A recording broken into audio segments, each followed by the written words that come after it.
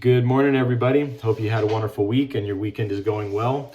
Glad you could join us again this morning virtually. We have a couple quick announcements for you. The first of those is to let you know that movie night this Friday, guess what, is canceled. But that doesn't mean that you still can't enjoy a movie, enjoy the cinema in the relaxation of your own home in your own pajamas with your own social cohort. That's right, social cohort. Those are the people that you still give hugs to. Yeah, those are the people that are in your social cohort. You're going to get used to that term, I promise.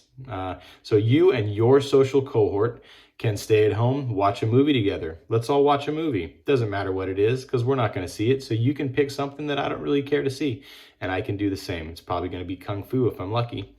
Also wanted to let you know that empty service is happening this month. Alex Palm is on it. He's going to figure out what it is exactly that we're going to do. Obviously, we have limited availability and options to interact with people that are in need and organizations that are doing great stuff, but he's going to let us know how we can do it and when we can do it. Keep an eye out for that. Also wanted to let you know that our own Joshua Pinkston, Joshua L. Pinkston, maybe, I don't know. We know it's Kyle L. Lockwood, but is it Joshua L. Pinkston? Let's find out. He's going to be doing something for us called Lectio Divina, something that he walked us through a couple years ago on a Sunday morning, but he's going to walk us through it again. He's going to provide, I think, a video so that we can do it along with him or with some other people, and it's basically a way for us to interact with scripture in a meditative, calm way so that we can really just, wherever you're at, whatever you're doing, you can pause, take some time, and get into a better spot mentally, emotionally, spiritually, physically, even gastronomically, maybe. That's up to you. And then lastly, wanted to say, let's not forget to give. We still have things that we need to do that require money. And so there are a few different ways that you can give, but best way is through our website at theoregoncommunity.com. And Kyle's going to throw some fancy things up on the screen right now to show you how to do that. There might even be like a meme. I don't know, I'm just guessing. That's going to really exemplify the heart of what it means to give at the Oregon community. Appreciate all of you, and look forward to seeing you in the funny pages. What does that even mean? I don't know, but we'll see you around. Good morning, everyone. Welcome to what used to be my office here at Tabor Space. It's been a place that I've been coming to and working from during this time and been kind of a refuge. And I'm really grateful to bring everybody into it and kind of share it with everyone. Let's start the morning with prayer. Christ, thank you. Thank you that we have so much to be grateful for.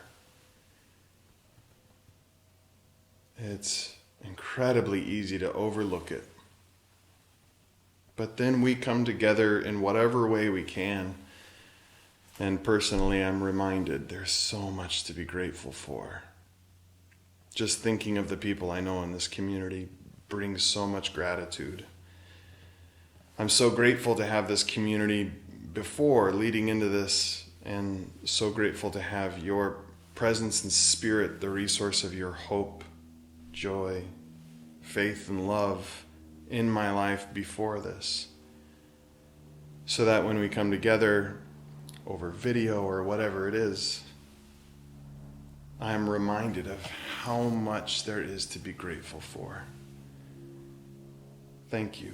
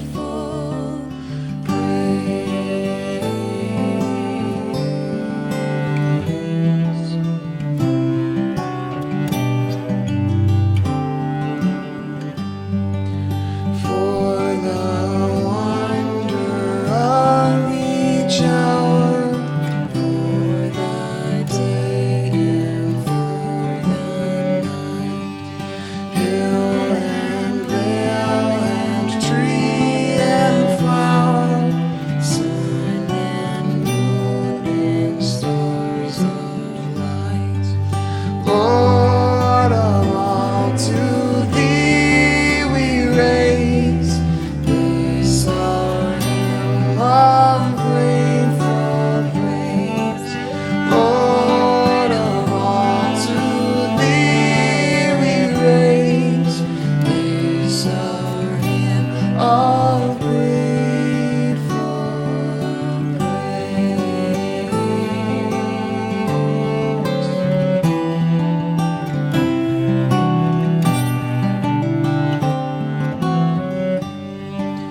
For the joy of here and I, for the heart and mind's delight, for the mystic harmony, linking sense to sound and sight. Lord of all, to thee we raise this our hymn of grateful praise. Lord of all, to thee we raise this our hymn of grateful praise.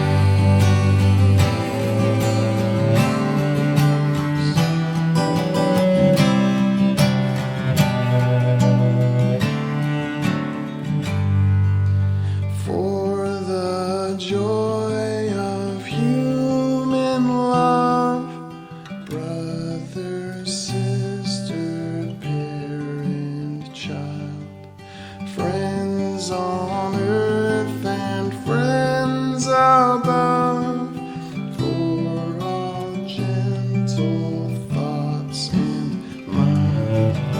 Lord of all, to thee we raise this our hymn of grateful praise.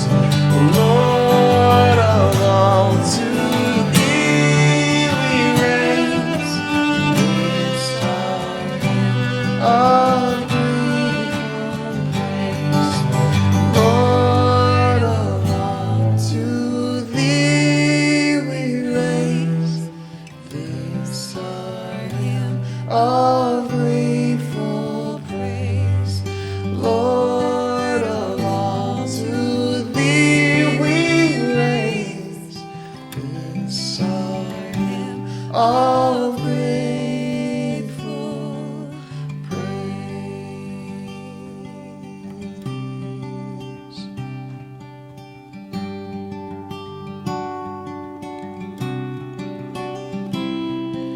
Spirit of the living God, come fall afresh on me. Come wake me from my sleep and blow through the caverns of my soul, pour in me to overflow. Overflow.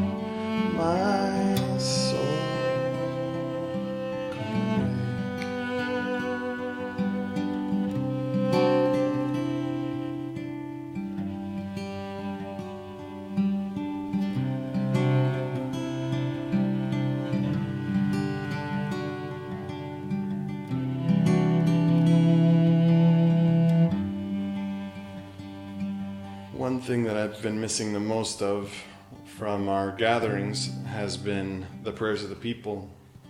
I kind of felt like that was really the purpose of our singing together, was just this opening up so that we could finally share ourselves and be receptive to hearing one another. Those times are really meaningful.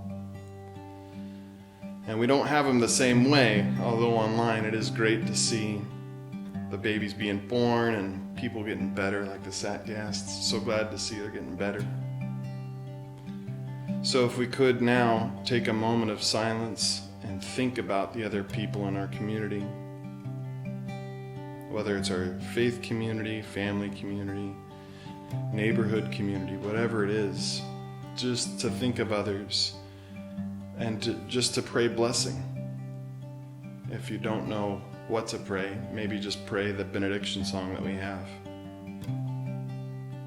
So let's take a moment of silence and think of others.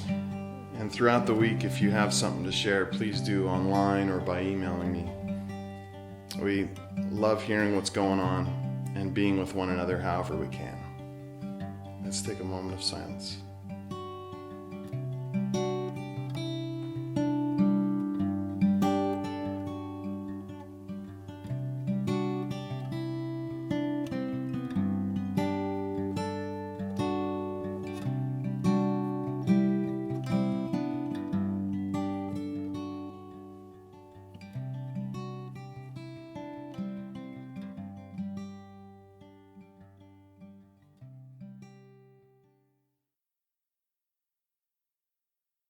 Hey there, Oregon community and Oregon community kids. It's Christine. I have another 2 videos posted for our pre-K and kindergarten group and elementary school group as well. Parents, I know these are kind of cheesy and I know that they're a little bit silly and a little funny, I guess is a really nice way to put it. Bear with us. There's not a lot of church kid videos out there specifically designed for kids church that meets in a pub on most Sundays. So I'm working with what we have. I appreciate your patience. I appreciate your willingness to be a part of your kids' spiritual life.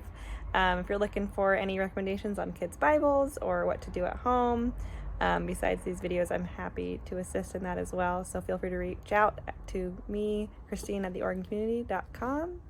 Other than that, just keep being with your kids, keep doing stuff with them, and enjoy the videos that we have.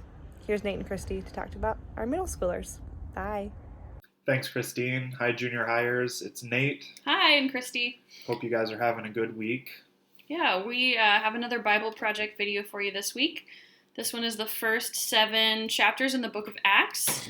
If you have some time this week and you want to read through those chapters and then rewatch the video again later in the week, I think that'll be really eye-opening for you guys. That's my plan for the week, and then we can kind of continue that on for the next week. Also, on Tuesday... Yeah, we're going to do another Zoom meeting with you guys. So we have our Zoom meeting ID here. 301-560-736. This one's going to be on Tuesday at 3:30 p.m. So we look forward to talking to you guys then. Bye. Hey. How's it going? Thought I would change it up today. This is much more normal, right? This is totally the way it feels on Sunday mornings. I'm preaching backwards right now because it feels a little backwards. I don't know about you guys. But I'll tell you what's been helping lately is the weather. For me, it has, it's been such a healing thing. Spring is here, man. Spring is here. Life is bursting forth. You can see it everywhere. The trees, the bushes, the shrubs, everything's coming back to life. It is an essential reminder for all of us today that this is the pattern of life. This is the promise of resurrection, which is what we come to celebrate and to reflect on every single week. I have been struggling I don't know about you guys. I don't know if I'm depressed or just, feeling what we're all feeling right now. But it has been, it's been hard. It's been hard. I noticed that I've been handling it differently. At the beginning, I couldn't sleep at all. I don't know about you. Now I'm sleeping a lot. Like the other day, Cynthia was supposed to go to work, but she ended up not getting called in, and so I was just kind of waiting for my kids to wake me up, which I always do, but she stayed home. And so I woke up, it was like after 9:30. And I was like, what is going on, man? It is crazy. And literally I had this this proverb came to my mind. Proverb 26 says this: as a door turns on its hinges, so a sluggard turns on his bed. I love that. I love that image of me. And Cynthia can really, I'm sure, relate to this. Me just creaking on my bed as I turn over, just on a hinge. Oh. Today, I want us to think about, in a metaphorical way, life, death, movement and stagnation, progress and regression, acceleration and inactivity, because I believe that each spring, this is God's reminder to us that we are alive. Life. It is bursting forth as spring bursts forth. Last week, as we reflected on Easter, Jesus' resurrection was not just for him, it was for us in all sorts of ways. I remember a while back, I was driving around running errands. You guys remember driving around? Just running errands? And it was raining out, as it normally was, and a turn kind of snuck up on me. You know how that happens. And as I was, all of a sudden, I was like, oh, and I turned the car and I let off the gas, and for a split second, I felt this complete lack of control, right? That moment where you're like, oh, please, God, let these tires stick to the ground right now.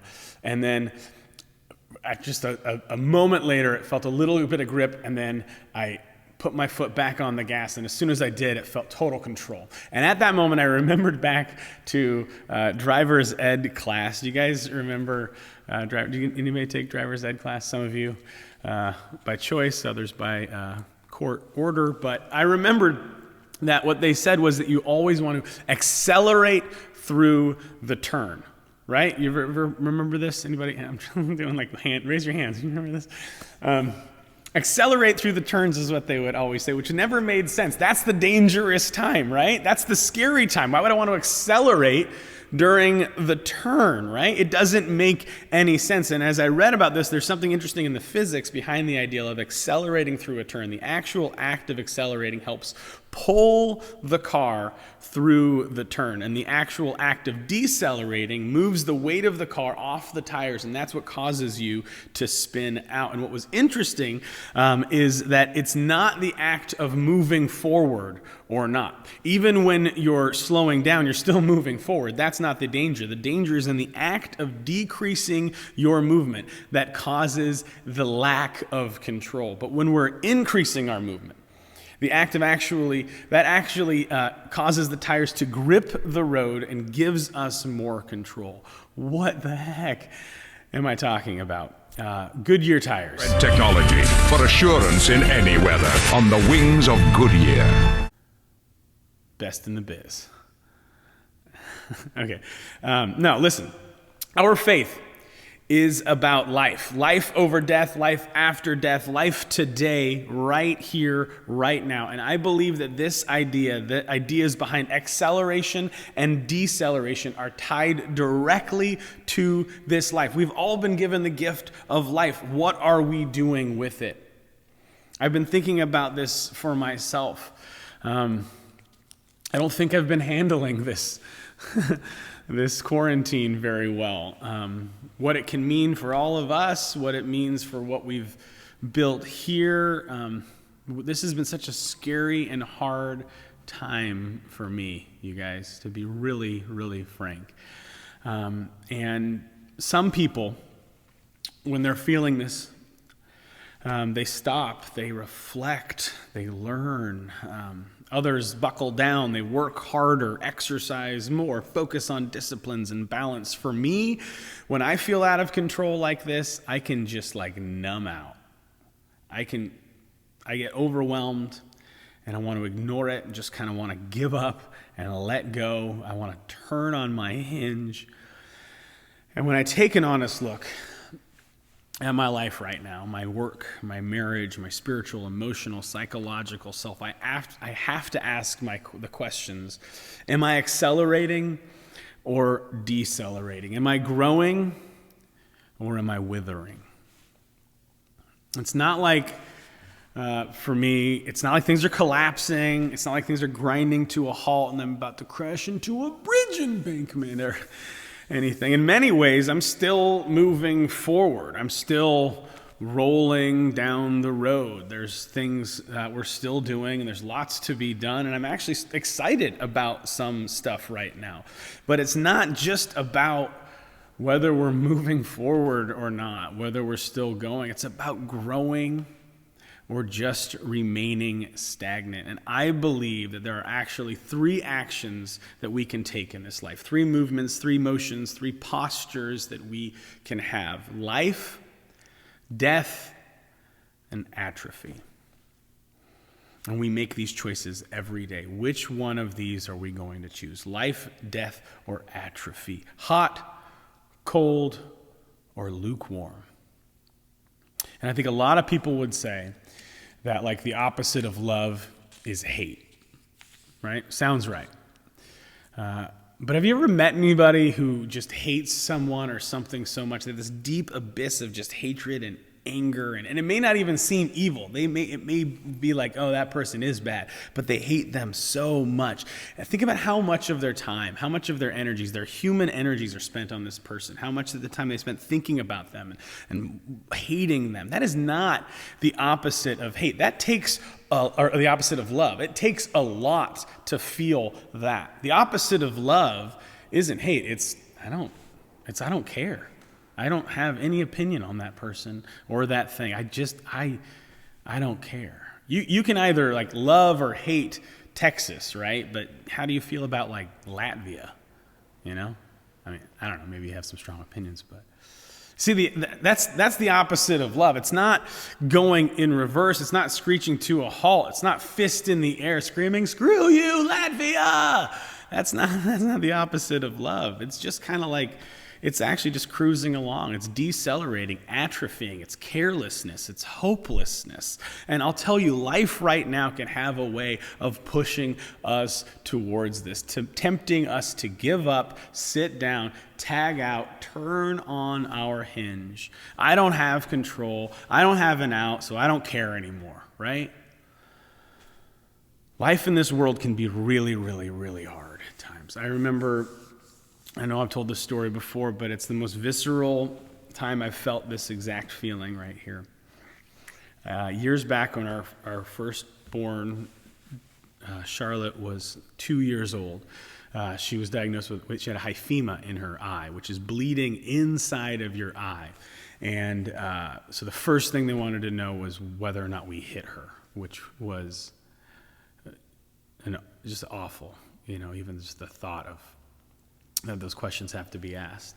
But the amount of trauma you would have to get bleeding inside your eye, they said, was like equivalent of like a paintball gun, like almost point blank. So it was like a big, big thing. We're like, nothing happened to her like that. We knew that. So they said, okay, then there's a couple other things that probably took place. One is it's a tumor, or second is it's some sort of other cancer or disease. And that was the scariest moment of my entire life. I'm sure you can relate. After that, we had to give her eye drops in her left eye every 4 hours. And giving an eye drops to a 2-year-old every 4 hours is like giving eye drops to a 2-year-old every 4 hours. There's nothing to compare it to. It was a nightmare. It was an absolute nightmare. One of us had to hold her down physically, or all of her body down. The other had to like put their hand on her face and hold her eye open while she screamed to get 2 drops in there every 4 hours. And it was awful. We were like torturing our daughter. She's just screaming, looking at us, But I'll tell you the worst part, and this is the part.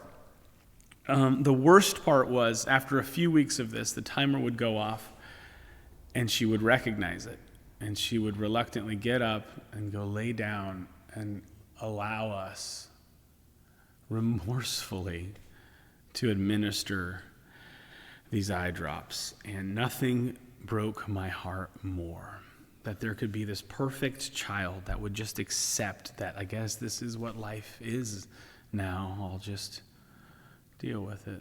That there are millions out there that life is so hard for, and that they don't rage against it, or that they don't embrace it and learn from it and grow from it, but instead just lay back and accept it with sorrow in their hearts. Listen, sometimes life is hard and we choose to give up, we choose to quit because it's too challenging for us. And sometimes it's our own actions that cause us to quit, our own decisions that break us. I remember in middle school, I had a friend named Justin, and he was like a neighbor friend. Neighbor friends, they're friends, but they're more neighbors than they are. And I remember it was in 6th grade, because every recess, we would go and play basketball in 6th grade. I mean, you're not born with this kind of physique and not going to show it off on the b-ball court, So I remember this day because we got the good hoop. We must have gotten there really early because we got the good hoop. In a gymnasium, there's like 6 hoops, but the 2 good ones are on they're like the real basketball hoops, the full court ones with the glass backboards. It was awesome. And usually the cool kids, big kids, they got to play on the big hoop. So we must have gotten there early, and we were playing around. It was awesome. And one of the cool kids was over there, and he started shooting around with us. And I remember because he passed me the ball, and I was like, whoa, I think I'm in. And I'll be honest with you guys, this is probably going to be a bombshell, but I was not a cool kid in 6th grade. I know, weird. 1st through 5th, and then 7th through now, of course, but 6th grade was a weird year for me. But the cool kid passed me the ball, and I remember there was a rumor going around about my friend Justin. And he asked, he goes, hey, you hear about Justin? Is that true? And I didn't know, but I wanted him to like me. And I go, yeah, man, yeah. And I didn't know it, but Justin was like right behind me. And I turned around, and he hucked the basketball at me as hard as he could, and I felt awful. I felt just like, just tiny and demoralized, and we were not friends after that. Think about a great friendship that you had. Think about a person that you were close with. Maybe it was in college or high school or maybe even middle school, and this was someone that maybe even that person was even like your best friend, someone you loved, someone you were close to. Now, if you're not friends anymore with this person, if you're not close, and Facebook does not count, if you're no longer close friends, one of 2 things happened. One, you had a falling out, similar to what I just shared. Either on one side of that story or the other, something big happened and it caused the relationship to end abruptly.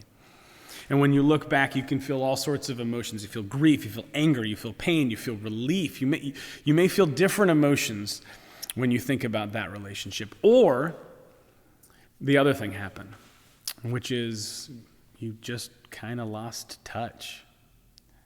You just grew apart, you stopped hanging out. And now when you think about that person and I ask, what do you feel? You say, well, I don't know. We were really close there. I don't know what happened. I can't really remember. I'm not sure. It's not really a feeling of love or hate. It's a feeling of indifference. And I would go so far to say that this isn't an emotion, that indifference is not an emotion. In fact, it's the exact opposite of the way God intends us to live, perhaps even more so than blatant sin. Hot, cold, or lukewarm, I think I think we know. And here's why I think that. The name of God. It's one of my favorite subjects. I could talk about it all the time because it just blows me away each time. The name of God, the tetragrammaton, is what we call it. It's really just the 4 Hebrew letters that make up the name of God. In English, we pronounce this name Yahweh. It's also been transliterated Jehovah, but it's really just these 4 letters, YHWH. In Hebrew, Yod Het Vav Het. And from these 4 letters, we get the name Jehovah, as you would pronounce it in Latin, or as we have commonly come to pronounce it, Yahweh. But good Jews never pronounce this name. They would never speak the name of God. And so they actually never gave us perhaps the correct pronunciation of this name. In fact, they never even attempted to pronounce it. When this was read aloud in the synagogue, they used the word Adonai, which simply translates Lord. Now, when we look at what this word means, the tetragrammaton, this is where it gets really fascinating to me, because we have God giving us his name for the first time. It's the very famous scene when Moses goes down, God's having a campfire with himself, and Moses gets to the burning bush, and God tells him to tell Pharaoh to let his people go, the famous Charlton Heston line. And then Heston has the gall to ask God a question. And he says, "Who shall I send me?" Which is an awesome question. Just an awesome, awesome question. I love it. Who will I say sent me? Who are you? Who are you, God? How many times have we said that prayer? Right? Who are you? And God responds in a way that makes me absolutely certain that this is a holy text. Man did not write this. This isn't a good narrative. It is miraculous. It is holy. God responds, "Tell them, I am." Tell them, I am. What? What a name for God, man. That is some transcendental stuff right there, man. I love it. I love it. That is a name. Think about all the names that we have for God, right? Savior, healer, king, Lord, helper, redeemer, creator. All of these are names that we gave God. He's not his savior, his healer, his creator or king, right? He is ours because these are our names for him. We declared him these things, and they're all true and beautiful and great language to use, but it's not his name. God is not just one of those things. He's not even all of those things. God is I am. Oh, man.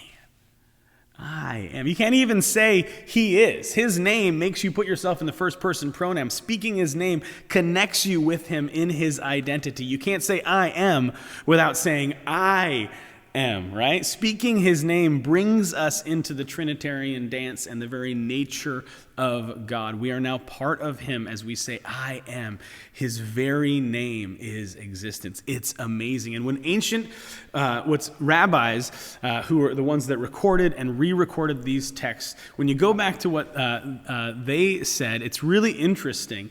We say, with seeming confidence that the name of God is pronounced Yahweh, but it may be correct. But many rabbis speculated on the lack of speaking it aloud and the lack of the pronunciation ever being included in the text. And some have theorized that it was because you didn't pronounce it at all. Not that you shouldn't, but that you couldn't. In fact, the 4 letters that make up the name of God, some believe, are actually simply the sound of breathing, the sound of life itself, that God is life, God is movement, God is breathing, and the sound is Yod, Het, Vav, Het. This is the name of God, that God is life. He is living. God is breathing. The name of God is accelerating. It is moving forward. It is pursuit and life and love. And it is the very act of living itself that God is at the center of. And when we cease to enter into this life, when we give up, when we quit, when we lay back, when we stop caring, stop feeling, stop loving, you exit. You remove yourself. You disqualify yourself from the very nature and essence of God, which is life. It is caring. It is engagement. It is love. This is our God. And listen, this is what our faith is all about. That the very nature and promise of the character of God is life.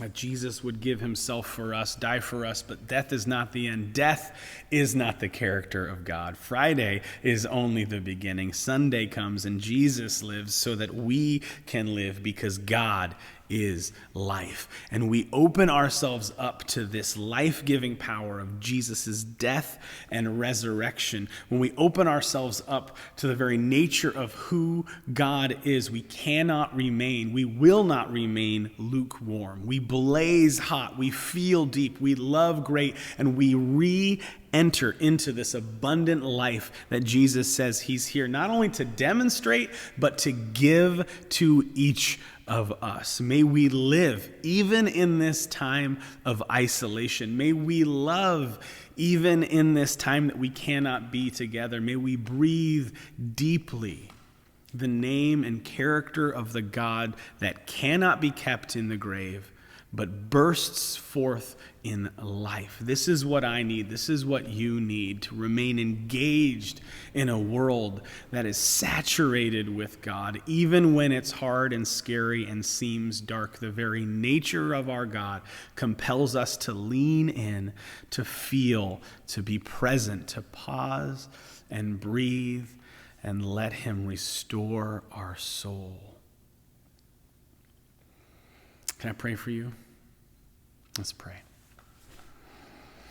God, as we breathe, connect us with you, with the eternal and the truth, with the very essence of existence, life. Thank you. Thank you for the reminder of spring, that no matter how long winter is, no matter how dark it seems to get, life bursts forth. We give ourselves over to you, Jesus. Give us your life in return. Amen. Will you join us in our benediction song? Thanks, you guys. Love you.